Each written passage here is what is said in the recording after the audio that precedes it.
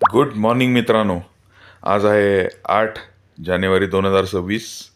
मी हा व्हिडिओ घरातनं करत आहे. फिरायला जायचं आहे अजून, पण महत्त्वाचा विषय असल्यामुळे मी काल रात्री तुम्हाला 2 वेळा अपडेट दिली की चांदी परत गडगडणार आहे. तर काळजी करू नका, ती परत वरच येणार आहे. त्याच्यामुळे ज्यांनी घेतलेली आहे त्यांनी विकायचं काहीही कारण नाही. पण आत्ता काय झालेलं आहे, index fund, global index fund जे आहेत कमॉडिटीचे, म्हणजे ग्लोबल इंडेक्स फंड यांनी सोनं आणि चांदी याच्यामध्ये पोझिशन कमी करण्याचं ठरवलेलं आहे आणि तसं त्यांनी डिक्लेअरही केलेलं आहे आणि त्याची विक्री आजपासून चालू होणार आहे. तर त्याच्यामुळे त्यांचं रिवेटेज किंवा रिबॅलन्सिंग जे चालू आहे त्याच्यामध्ये सोनं आणि चांदी हे ते निम्म्यानी कमी करणार आहेत. आणि हा फरक बऱ्यापैकी मोठा असल्याकारणाने म्हणजे जवळजवळ किती, जवळजवळ 62 लाख औंस, म्हणजे 33 औंस म्हणजे 1 किलो. तर 62 लाख औंस भागिले 33 म्हणजे किती होतात तुम्ही बघा. तेवढं त्यांच्याकडचं सोनं आणि चांदी ते विकणार आहेत. तर त्याच्यामुळे मार्केट नक्की खाली येणार, कारण एवढी मोठी जी जर का विक्री झाली तर मार्केट खाली येणार म्हणजे येणारच. तर त्याच्यामुळे काही काळजी करू नका. सोनं चांदी जरी खाली आलं तरी विकत घेण्याची आपल्याला सुसंधी मिळतीये, याचा अर्थ होतो. याचा अर्थ मी तुम्हाला विकत घ्या असं सांगत नाही, हे लक्षात घ्या. मी तुम्हाला फक्त जी फॅक्ट आहे ती समोर आणून ठेवतो आहे. आणि सोन्या चांदीचा ट्रेंड अजूनही अपच आहे. तर साधारणतः ज्या लेवल्स आहेत सोनं आणि चांदी खरेदी करण्याच्या, त्या सोन्यात आहेत 1,30,000, 1,32,000 आणि चांदीमध्ये आहेत 2,38,000. तर ह्या लेवलला जर तुम्हाला सोनं चांदी मिळालं तर तुम्ही तुमच्या वित्तीय सल्लागाराशी सल्लामसलत करून मग विकत घेण्याचा निर्णय घेऊ शकता. माझ्या सांगण्यावरून तुम्ही सोनं चांदी विकत घेऊ नका किंवा विक्री करू नका. तर हे स्पेशली सांगण्याकरता मी हा व्हिडिओ बनवलेला होता. आणि आपल्या शेअर मार्केटमध्ये नेहमीप्रमाणे रिटेस्ट केलेलं आहे, पण वर जाईल का खाली जाईल हे अजूनही नक्की झालेलं नाही. त्याच्यामुळे अजूनही आपल्याला फक्त वाट बघायची आहे शेअर मार्केटमध्ये. जर आपले फंडामेंटली स्ट्रॉंग शेअर्स हे जर खाली मिळाले तर आपण हे परत आपण हे विकत घेऊ शकतो. जर खालच्या लेवलला आले तर, म्हणजे वार्षिक न्यूनतम लेवलला जर का आले तर आपल्याला, त्याच्या आसपास जर का आले तर आपल्याला विकत घ्यायला हरकत नाही आहे. हेही निर्णय तुम्ही तुमच्या वित्तीय सल्लागाराशी सल्लामसलत करून मगच घ्या, माझ्या सांगण्यावरून घेऊ नका. असं माझं वारंवार सांगणं तुम्हाला आहे. त्याचं कारणच हे आहे की सेबीनी सांगितलेलं आहे की तुम्हाला कुठल्याही पद्धतीमध्ये तुम्हाला विकत घ्या किंवा विक्री करा असं तुम्हाला सांगता येत नाही. तर मी तुम्हाला कुठल्याही पद्धतीत विकत घ्या किंवा विक्री करा असं सांगत नाही. ही लेवल आलेली आहे आणि ह्या लेवलचा तुम्हाला फायदा घ्यायचा असेल तर तुम्ही तुमच्या वित्तीय सल्लागाराशी सल्लामसलत करून मग निर्णय घ्या, माझ्या सांगण्यावरून नाही. हे तुम्हाला वारंवार सांगावं लागतं आहे, पण काही इलाज नाही त्या गोष्टीला. शेअर मार्केट हे आत्ता सध्या एका साईड बाय साईड चाललेलं आहे आणि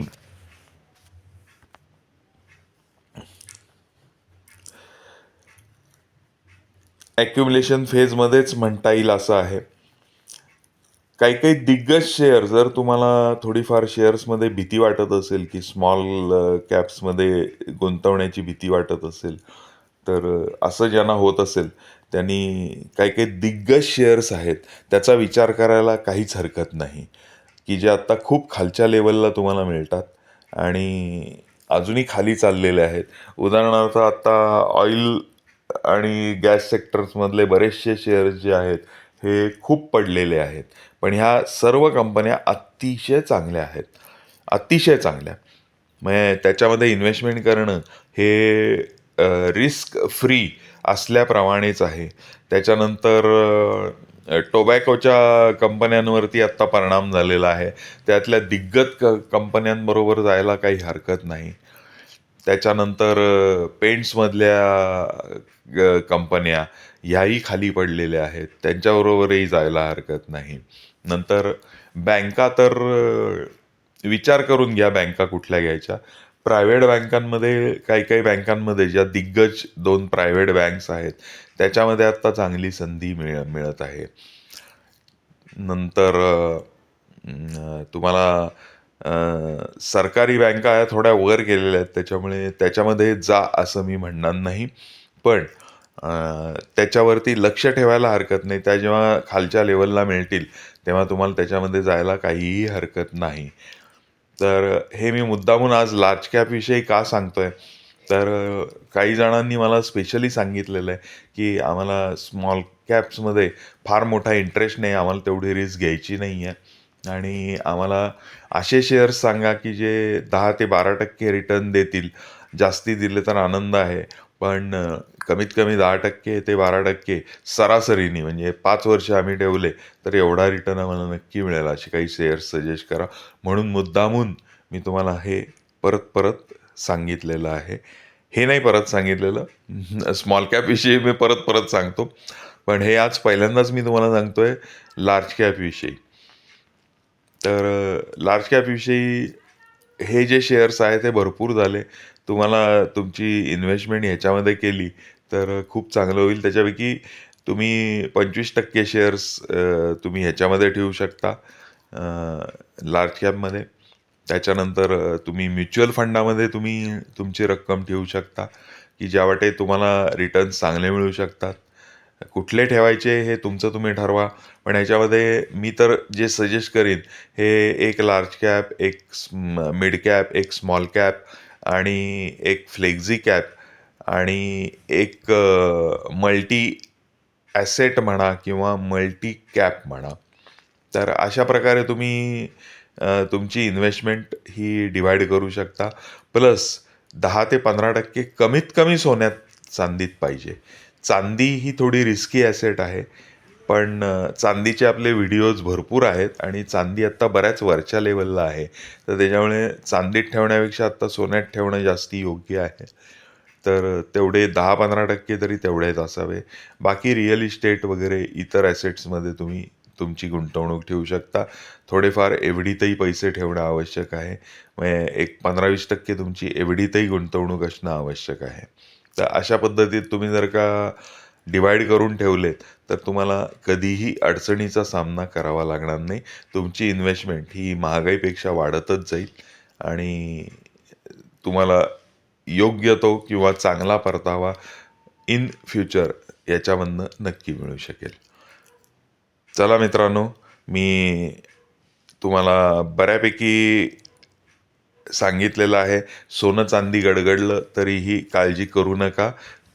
त्याचे दोन्हीचे जे ग्राफ्स किंवा चार्ट्स आहेत, हे वरच्या दिशेनेच चाललेले आहेत.